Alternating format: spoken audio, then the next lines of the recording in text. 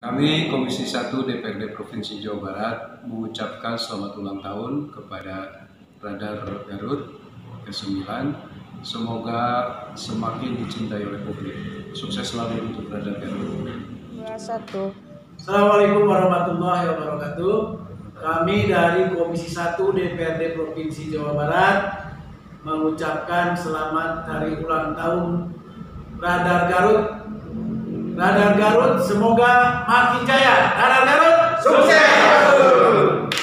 Acara KPR hari ini tidak bisa memimpin langsung kepada saya dan bersama saya ini hadir Pak Rafael Situmorang. Pak, itu punten yang di Sama Muhammad Situmorang. Ya, Pak Rafael Situmorang dari PDI Perjuangan dalam pilihnya Kota Bandung Cimahi. Kemudian Pak Yosa Santono dari Partai Demokrat, dapilnya kunci Bapak Kuningan Ciamis Banjar Pangandaran. Kalau yang tengah harus dikenalkan lagi dari dapil Garut. Ya, kemudian ini Pak Wakil Ketua Komisi 1 Pak Sabil Akbar dari Partai Nasdem, dapilnya Karbul ya, Karawang Purwakarta. Sama juga dengan dapilnya dengan Pak Amina Putra dari fraksi Golkar, dapilnya sama Karawang Purwakarta. Kasih lupa saya. Kalau yang ini dengan itu ya, kalau provinsi nggak saya kuasai. Mohon maaf. Nah, kemudian ini paling muda yang paling nanti dan paling muda di bawah juga paling muda. Usia berapa? Usianya di bawah 25 ya? 24. Masih bujana. Dari masih Golkar, SMS dapilnya. SMS dapilnya. Sumedang menjalankan sebagai. Kemudian Haji Arif, beliau dari fraksi Gerindra, dapilnya Kota Bandung Cimahi. Itu yang baru datang dari dari Pak, dapilnya kunci Bapak ya. SMS ya, SMS Sumedang menjalankan Subang. Alhamdulillah hadir dan kita disertai staff, ada Pak Warokah di belakang. Di hari ini, jadi sebagaimana sambutan, inti di pemerintahan adalah pengelolaan anggaran 2001 APBN provinsi dan kabupaten PBD. Nah, pengelolaan APBD ini sangat bergantung dari kerja bareng legislatif dan eksekutif dalam merencanakan. Makanya sesungguhnya kan gampang kalau melihat keberpihakan satu pemerintahan, ya lihat aja di APBN atau APBD kabarkan. Tetapi dengan adanya pandemi ini semua jadi tidak normal. Awal tentu juga kita melihat kaitan antara kepentingan pembangunan secara umum dengan kekhususan atau keabnormalan di mana ditandai dengan revolusi. Pak Cikal sudah berapa kali revolusi ya di Jawa Barat? Ya 5 kali revolusi. Dan Undang-Undang Nomor 2 Tahun 2020 itu benar-benar memberi keluasan bagi eksekutif tanpa harus persetujuan sebenarnya, ya. Bahkan kebijakannya pun tidak bisa dipermasalahkan secara hukum, tegaskan disebutkan di beberapa pasal dalam undang-undang itu. Nah, sehingga jadi tidak seimbang penentuan kebijakan penganggaran ini. Walaupun ada beberapa lampu yang menyalahkan penanganan COVID menjadi prioritas, itu beberapa proyek-proyek pembangunan yang sifatnya bisa ditunda, kita diharapkan bisa ditunda ya. pembangunan misi, misalnya beberapa fraksi meminta kepada gubernur untuk menghentikan proyek-proyek fisik yang sifatnya monumental, misalnya pembangunan alun-alun dan sebagainya, karena itu bisa berikutnya. Tetapi beberapa juga tentu tetap harus dilaksanakan yang sifatnya langsung kepada masyarakat. Nanti Pak Sikor boleh tambahkan bagaimana komposisi postur anggaran yang ada. Tetapi tadi inilah godaan pemilihan langsung di media tingkat manapun, tentu para kepala daerah ini ingin kelihatan juga peran dan fungsinya. Di samping juga dia juga harus meninggalkan jejak pembangunan, tidak juga terpaku oleh kopi begitu. Nah itu dilema yang tidak mudah jawab, karena dalam bahasan awal itu semua penting ya.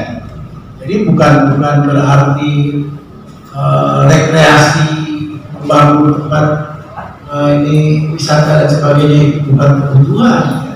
Itu juga kebutuhan. Sekarang jadi bukti setelah pandemi berjalan beberapa tahun, animo masyarakat untuk wisata itu sangat kuat ya. Bahkan beberapa berani menerabas karangan-karangan tukar sakit karena memang bukan fisik saja. Kalau penyakit itu secara psikologis mereka tertekan dengan kebijakan WFH di awal kan begitu ketat ya. Ya jenuh, titik jenuh itu juga mengurangi imun ya. Terus terang kita juga ada kemarin kita khususnya fraksi PKS juga baru kami ditinggalkan sama seorang rekan kami, rekan senior kami itu terkena COVID. Beberapa juga ada ya karena imunnya kuat harus isolasi kembali lagi. Cuman kan tetap harus berlanjut pekerjaan. Nah mungkin tadi postur APBD seperti apa ya yang kemudian dibangun. Kalau kita sebagai fraksi juga yang tidak tembus langsung itu juga memberikan rekomendasi secara tertulis ke gubernur. Nah kita juga dari khususnya kami dari fraksi PKS juga memberikan rekomendasi pesan-pesan supaya gubernur tidak lupa tadi ya bahwa penanganan COVID ini prioritas. Jadi semua anggaran di semua OPD itu direduksi, dikurangi untuk penanganan COVID, karena ternyata dua hal yang sangat utama yaitu protokol medis, kedua adalah dampak yang nyata dari adanya wabah ini, terutama yang bersifat ekonomi. Ya, walaupun kadang-kadang bandel juga masyarakatnya, hari bansosnya semangat, hari protokol medisnya nggak mau gitu ya. Kadang-kadang susah diminta. Nah itu mungkin Pak Sikor bisa bantu ya, Pak Sikor.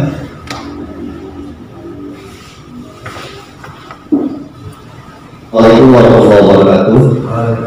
Alhamdulillah wassalatu wassalamu ala Rasulillah wa ala alihi wa sahbihi wa mawala. La haula wala quwwata illa billah. Amma ba'd. Sikor Ketua Fraksi PKB DPRD Provinsi Jawa Barat dan anggota Komisi 1. Dan masih Ketua Pansus Raperda Penyelenggaraan Pesantren dan rakyat desa. Baik, saya senang sekali bisa hadir di Radar Garut karena saya punya sejarah panjang juga dengan CPN. Jadi dulu sebelum saya masuk di partai politik, saya gabung dengan perusahaan yang kami dirikan dengan teman-teman Kongres ITB. Jalurnya dalam bisnisnya adalah full service agency. Saya dikasih tugas untuk menangani biro iklan sebagai advertising. Jadi persentuhan dengan CPN itu sudah sekian lama. Kalau dulu itu belum bisa kita email, belum bisa kita atas tidaknya, kalaupun bisa email itu hasilnya kurang maksimal, pecah-pecah. Jadi seringkali kan kita datang ke Geraha Pena yang ada di Palmerah. Ini kawan-kawan yang sudah pernah di sana kita ada di lantai 7, ada di lantai. Tapi itu senangnya saya. Jadi ketika ada satu klien kita untuk beriklan di seluruh wilayah Indonesia, saya cukup kontak JPNN. Saya cukup datang ke Palmerah, ada Geraha Pena di sana, selesai semua masalah, tinggal bayarnya ngangkut saulan. Pernah yang dibayar loh? Semuanya alhamdulillah bayar, karena diskonnya juga ada tantangan. Kalau bayar di awal ditambah 10%. Berapa tahun Pak di protes ini? Saya 95 sampai 2012, jadi lumayan lama. Tetapi 2012 itu karena banyak aturan, sudah tidak profitable kalau untuk bikin iklan. Akhirnya saya full kembali ke partai politik dalam ini di Partai Kalimantan. Bapak-bapak, ibu yang saya hormati, yang saya muliakan, bahwa hal lain kenapa saya senang juga ke Garut itu karena di sini saya dikenalkan oleh Pak Ahab Syahrudin dengan Bu Rayon. Tapi kalau dilihat sih rada-rada malu juga ya. Apalagi kalau dilihat sama istri tak Bu Rayon. Yang kedua, bahwa Garut ini banyak pesantrennya. Banyak pesantrennya. Dari mulai Pausan, terus Pak Arif juga alumni Garut, dari Persis dan seterusnya, itu luar biasa. Saya sekarang datang ke Garut itu karena Pak Sikon bukan Persis. Ya, kalau Persis itu Kalau Persis persatuan sepak bola Semarang. Kalau Persis Persatuan itu. Kalau dari bilang itu ya Persis lah itu. Jadi asli dari Garut itu banyak pesantren yang luar biasa, kolosalnya juga ada, baterainya banyak dan seterusnya. Itu Pak Sadar. Jadi memang Garut ini selalu menarik bagi saya. Di samping tidak terlalu jauh dari kota Bandung, hanya 1 jam kurang lebih sudah sampai di Garut. Dan favorit saya kalau untuk relax, untuk istirahat ada di Cipanas. Seperti hari ini juga saya dengan keluarga sudah di Cipanas. Cuman Pak Oka menyediakan kamar yang kecil, jadi harus di cloning kamarnya. Susah katanya, udah booking aja susah. Yang luar biasa sudah full book semua Pak. Hari ini saya jadi hotel full book, Sumber Alam, Sabda Alam, terus nanti yang lebih gede Tirta Gangga, Tirta Gangga, Gangga Tirta sudah berulang kali nggak ada. Termasuk Tirta Gandhi juga habis, ampun. Ya sudah, akhirnya nambah apa namanya bed cover, bed cover apa namanya? Extra bed. Sahabat-sahabat redaksi Tentang APBD-nya, APBD itu kurang begitu paham ya. Tetapi oke lah, saya terpaksa harus menyampaikan karena saya juga bagian dari badan anggaran. Koreksi kalau satu ada yang dibanggar, bahwa memang postur anggaran 2020 terutama kemarin itu semuanya habis COVID. Itu berapa persen Pak? Itu bahkan bisa sampai 50% lebih itu. 50% lebih. Bisa sampai 50% lebih.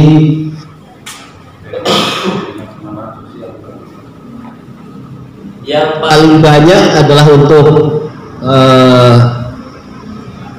sosial net. Ya pokoknya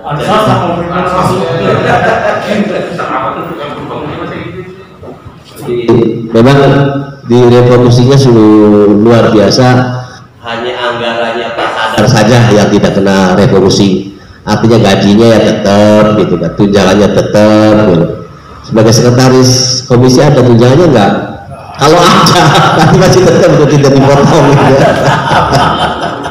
Kerjanya yang beda. Jadi yang menarik adalah ketika untuk 2021 itu kita minjam 4 triliun dari PEN.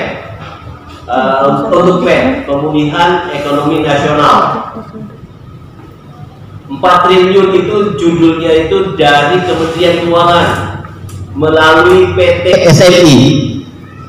Ada yang memperlihatkan PT Sri Mulyani Indonesia. Tapi coba teman-teman ini SMI itu apa aslinya? Kita sampai 4 triliun harus dikembalikan selama 8 tahun. 8 tahun kita bayar utang. Yang kalau nanti gubernurnya Pak Rafael Situmorang juga punya beban untuk membayar utang itu. Tetapi yang aneh adalah, yang lucu adalah, yang perlu kita kritisi dan selalu kita kritisi adalah bahwa peruntukannya adalah untuk pemulihan ekonomi secara nasional. Berarti itu adalah lokus Jawa Barat, tetapi masih bisa dipakai untuk pembangunan taman-taman kota, pemulihan objek-objek wisata seperti halnya di Pangandaran. Itu ada sebagian menggunakan dana pinjaman PEN. Kalau untuk pemulihan infrastruktur di objek wisata, kita masih bisa paham, masih bisa memahami.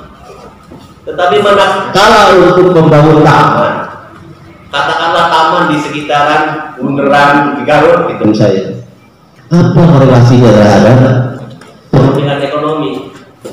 Menurut saya jauh kalau dibilang tidak ada. Tetapi ini dilakukan juga oleh Pemprov. Ini yang seringkali juga kemudian jadi perdebatan di dalam pembahasan di Banggar. Tapi ada pinjaman sekian triliun, kemudian dari 2020 ke 2021 itu kita masih defisit di angka sekitar 3 triliun. Defisit ini bagian daripada dampak pandemi COVID-19. Tetapi alhamdulillah dari semua perjalanan badan anggaran, sidang-sidang antara rapat-rapat badan anggaran, hanya saja penyesuaian RJPMD ini masih kita bahas. Penyesuaian RJPMD masih kita bahas. 28 dan 29 ini sudah akan kita finalisasi. Jadi misalnya ada pertanyaan, komisi 3 triliun itu sudah teratasi belum? Ada solusinya belum saya? Kemudian PEN ini sudah bisa diefisiensikan belum? Jadi RJPMD ini kita tentukan karena menyesuaikan termasuk juga dalam RJPMN, rencana jangka panjang secara nasional. Itu yang terkait dengan anggaran Pak Sadar. Kemudian pada kesempatan ini juga saya ingin menyampaikan bahwa saya sebagai ketua Pansus Raperda dan atau peraturan Menteri Agama yang kemarin masih draft, tetapi berkembang waktu itu yang kita pakai itu adalah setelah direvisi, setelah melalui uji publik. Jadi insya Allah pada tanggal 8 dan 9 ini sudah kita dapatkan tanggapan dari Menteri Dalam Negeri. Kemudian tanggal 30-nya sudah bisa kita paripurnakan, sehingga Jawa Barat akan menjadi provinsi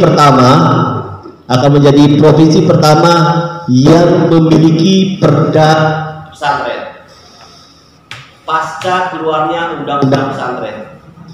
Yang kedua, mudah-mudahan perda ini adalah perda yang monumental, komprehensif. Yang perda pertama secara nasional, yang kedua isinya sudah kita sesuaikan dengan Perpres dan PMA sehingga sesuai dengan kebutuhan penyelenggaraan dan pengembangan pesantren di Jawa Barat. Saya kira itu sementara Pak Sadar, terima kasih. Mohon maaf atas segala kurangnya. Assalamualaikum warahmatullahi wabarakatuh. Langsung aja paham nih, Pak. Cek. Ada goyang-goyang. Bismillahirrahmanirrahim. Assalamualaikum warahmatullahi wabarakatuh. Terima kasih pimpinan Komisi 1 DPRD Provinsi Jawa Barat dan juga pimpinan redaksi ya, cabang Garut, cabang ini. Bukan Pak. Bukan. Garut aja Pak. Udah berdiri sendiri. Berdiri sendiri. Oh, berdiri sendiri. Bukan biro lagi sekarang. Ya, dan juga seluruhnya. Radar itu dari dulu Pak Ketua ya, Pak Sekom. Ini pimpinan dan seluruh redaksinya itu selalu santri gitu. Ya, saya kenal dari mulai sejak Pak Jam itu, ya. Dan juga Pak Ari, ya. Gitu. Dan juga sekarang siapa? Ustaz Noto Pak. Ustaz Noto. Ustaz Noto. Kalau di PKS ada Karnoto, ini ada Ustaz Noto. Cuman beda nasib Pak. Alhamdulillah santri terus ya, dan juga saya mendapatkan satu dalil yang luar biasa ya, yang ini mendorong semangat kami untuk melakukan silaturahim dengan berbagai pihak. Tentu saja undangan ini kami anggap sebagai sebuah terobosan yang luar biasa oleh media massa, dan ini sangat disenangi ya. Komisi 1 sangat senang ketika mendapatkan undangan dari redaksi. Nah, ini tentu saja karena memang media massa ini berada di merupakan mitra ya dari Komisi 1. Karena Komisi 1 kemarin juga adalah yang berhak untuk menentukan, memilih ya KPID Jawa Barat. Ini adalah kewenangan kami. Tentu juga adalah ini sebagai bahan kontrol kami ya, bagaimana peran dari KPID di setiap media. Apakah terasa atau tidak gitu ya, ini adalah media. Nah, tetapi tentu usia kami ya di DPRD ini baru menginjak setahun lebih begitu, dan KPID juga kami baru kemarin terbentuk dan dilantik, sehingga kami belum bisa untuk bagaimana mengevaluasi peran dan fungsi di lapangan yang dirasakan oleh setiap media massa terhadap KPID. Namun tentu saja terobosan ini kami ucapkan terima kasih yang sebesar-besarnya, dan mudah-mudahan nanti hubungan kami dengan media ini terjalin semakin akrab. Mengenai tadi anggaran ya dari pemerintah ini sudah dijawab. Sekali lagi kita terikat sekarang ini dengan Undang-Undang Nomor 2 Tahun 2020 itu ya, bahwa kepala pemerintahan ya, pemerintah saya presiden, gubernur ya, dan juga bupati itu memiliki hak secara mandiri untuk melakukan perubahan anggaran sampai tahun 2022 kalau tidak salah ya, karena ini dianggap situasi yang anomali. Nah, oleh sebab itu mungkin misalnya kemarin 5 kali perubahan kita tidak tahu apa yang dirubah gitu ya, karena tidak punya hak ya, tidak punya kewajiban menurut saya pemerintah, baik gubernur atau juga foksi ya, kelompok fraksi yang ada di komisi masing-masing. Nah, kita sekarang belum akhir tahun, biasanya kalau evaluasi itu di awal tahun ya, untuk mengevaluasi tahun sebelumnya. Nah, kita belum melakukan. Mudah-mudahan nanti mungkin kita juga akan memberitahukan bagaimana hasil evaluasi kami yang nanti akan direalisasikan ya, akan diakumulasikan dalam pandangan dalam KPJ. Ya, ini mungkin kalau sekarang kita belum masuk ke arah mungkin evaluasinya masih ada di foksi masing-masing. Saya kira itu saja, mungkin sekali lagi saya ucapkan terima kasih yang sebesar-besarnya terhadap pemimpin redaksi Radar ya, dan mudah-mudahan ini terus kemitraan ini berlanjut ya, semakin akrab insyaallah, dan juga nanti hasilnya juga akan semakin, pemerintah ini semakin transparan. Ya, Assalamualaikum warahmatullahi wabarakatuh. Sekali lagi selamat untuk Garut ya, untuk hari ini. Dan bagi saya memang media massa yang mainstream ini punya peranan penting di tengah era digital yang memang seperti hutan rimba, informasinya luar biasa, dari semua penjuru bisa masuk, dari seluruh aspek bisa masuk, dan kita juga kadang-kadang susah mengkonfirmasi apa ini informasi ini betul apa tidak. Nah, bagi saya peranan media massa yang mainstream adalah memberikan filter bagi masyarakat agar menjadi rujukan supaya memang informasi yang masuk itu diterima masyarakat menjadi lebih jernih, dan itu bisa jadi pegangan bagi masyarakat dan juga bagi pemerintah. Nah, yang jadi salah satu persoalan COVID ini adalah itu, bahwa informasi yang begitu deras dan memang tanggalan kita tidak cukup kuat. Bahkan orang banyak yang nggak percaya COVID itu katanya isu konspirasi global. Bahkan ada salah satu pimpinan DPR dulu, Pak Harja, sempat itu konspirasi global. Bukan sesungguhnya, hanya dia mengeluarkan teori ini pakai teori Siti Fadilah. Artinya ini persoalan. Jangankan masyarakat yang tingkat literasinya rendah, tingkat literasinya tinggi saja nggak ada yang percaya. Gitu. Nah, bagi saya memang media massa yang mainstream di situ perannya. Bagaimana dia memfilter informasi menjadi jernih ke masyarakat. Nah, ini tentunya memang kapasitasnya harus diperbesar. Pada saat rapat kita Komisi 1 dengan mitra soal anggaran, kita boleh berbangga. Waktu itu kita minta humasnya diperbesar anggaran untuk belanja media massa, belanja iklan. Jadi bukan iklan maksudnya sangat, tapi iklan soal protokol kesehatan. Saya bilang Pak, saya masih ke Humas dengan Diskominfo. Saya bilang harus diperbesar karena yang jadi persoalan adalah salah satu yang tadi saya bilang, bahwa informasi yang ada di media yang tidak terkontrol ini bahkan lebih mendominasi. Saya bilang harus ditanggal oleh media massa yang mainstream. Kapasitasnya diperbesar. Salah satunya belanja iklan dari negara, dari pemerintah.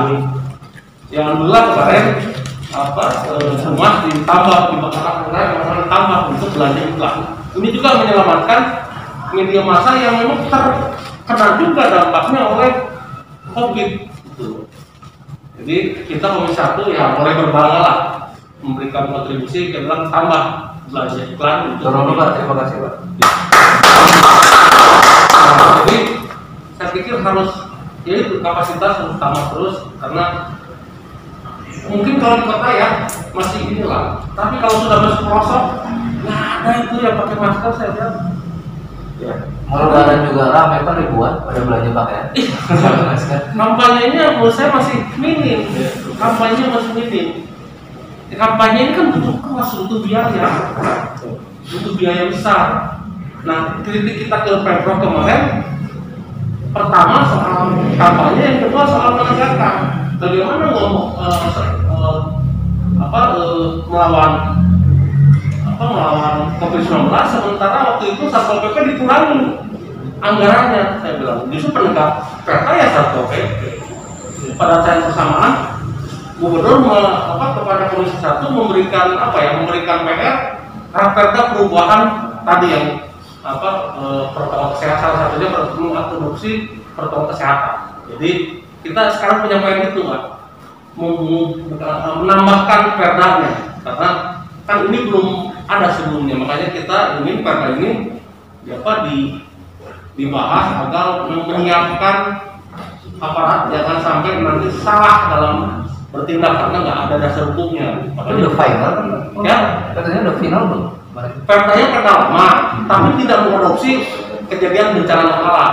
Makanya kita sedang, jadi apa kontribusi, apa kerjaan lewat sekarang Komisi 1 ya sedang membuat itu, membuat perda yang memang harus siap untuk kepentingan penegakan perda untuk mendisiplinkan dan mengedukasi masyarakat, karena bagaimanapun kalau tanpa itu ya COVID-19 ini tidak mungkin dikendalikan. Makanya kita penting itu, mungkin Januari ini kita punya tekad beresin lah supaya segera itu dilakukan dan yang di lapangan tidak lama karena punya dasar hukum. Nanti tiba-tiba ditindak meninggal dan ada hukum keren. Bisa disuruh push up, naon itu kan tidak ada aturannya gitu loh. Itu kita nanti itu PR kita itu sekarang sedang bahas itu, mudah-mudahan segera beres agar segera diundangkan dikatakan. Jadi mungkin itu yang bisa saya jelaskan. Kita sedang melakukan itu di tengah kondisi pandemi dan banyak dampak yang dewan sebenarnya tidak terlihat. Saya sendiri bukan terkena dampak, yang mengadvokasi urusan ijazah karena orang tua tidak sanggup bayar biaya pendidikan sama ijazah sama sekolahnya ditahan, ya saya advokasi gelutin kepala sekolah saya. Iya, saya kasih 2 juta nggak mau karena yang utangnya 10 juta. Wartawan bereong ya. Saya datang ke Indra, tapi kepala sekolahnya nggak mau menerima. Betul. Akhirnya dikasihkan. Jadi gratis Pak. Betul. Nah, saya beberapa kali bisa, tapi ada yang beberapa kali ya kepala sekolah jangan lupa dikasih gratis, gratis saya bilang. Ya itu menurut saya salah satu yang kita lakukan. Saya kepala sekolah, saya kepala sekolah. Dan saya juga terbatas nih. Gitu. Jadi banyak yang kita melakukan gara-gara kasus dampak COVID-19 ini. Jadi saya berharap nanti mungkin kapasitas dari media massa mainstream ini perbesar, ya tentunya dengan bantuan dari pemerintah. Karena bagaimanapun dengan kapasitas yang kecil melawan informasi digital yang begitu besar yang tidak jelas ini, saya ragu bisa. Itu harus diperkuat oleh negara, khususnya pemerintah. Itu saya terima kasih. Baik, saya diskusi kita oleh Pak Agam ini baru datang. Pak Agam satu dapil dengan saya, Agam Gumai dari Indra ya. Mana Pak Agam boleh disampaikan? Mungkin itu yang bisa disampaikan. Oh masih ada Pak. Terakhir ya, kita ditunggu di SMK. Assalamualaikum warahmatullahi wabarakatuh. Untuk bermohon ke pimpinan dan rekan-rekannya di atau laporan besar Garut. Saya Sampurna Sandono dari Dewan pertama sekarang. Ini hanya menambahkan kaidah program media. Mungkin tadi Mas apa ya dengan para media itu di tetap aja. Jadi bisa menjadi program Komisi 1 karena kita kan kaitan dengan BPRT dan pemerintahan dan akses media juga Komisi 1 sebenarnya kalau bisa jujur. Oleh karena itu harapan kita dapat menjadi harapan kita bareng. Coba nanti di waktu kemudian hari di saat kita akan mulai rapat anggaran dan lain-lain, teman-teman media juga diundang perwakilan supaya poin ini apa nih yang menjadi pokok kekuatan media, bagaimana nanti triknya dikolaborasikan dengan anggaran dan lain-lain, misalkan dari perwakilan Jawa Pos, perwakilan dari Kompas dan lain-lain kumpul di kita undang, ini program apa nih kira-kira nih, jadi bahan masukan kita juga nih, karena kan nilai PM politik, artinya nilai indeks politik Jawa Barat atau khusus DPRD Jawa Barat ini yang tahun terus drop. Oleh karena itu kita butuh juga jumper-jumper dari teman-teman media. Nah, tapi kan tentunya Pak Sirkon kita sudah selesai kan pembahasan 2021, mudah-mudahan nanti di 2022 di bulan Februari atau Maret barangkali Komisi 1 bikin rapat kecil, kita bisa minta masukan dari teman-teman perwakilan dari media-media khusus. Justru yang kita akan lebih peduli adalah media-media lokal. Ya. Menjadi bagian yang tidak terpisahkan dari media-media yang lain. Apalagi di dalam ini kita juga punya pembinaan kepada KPID dan KI.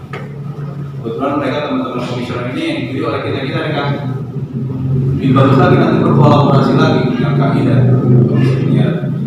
Intinya itu pimpinan saya ingin menambahkan. Terima kasih. Assalamualaikum warahmatullahi wabarakatuh.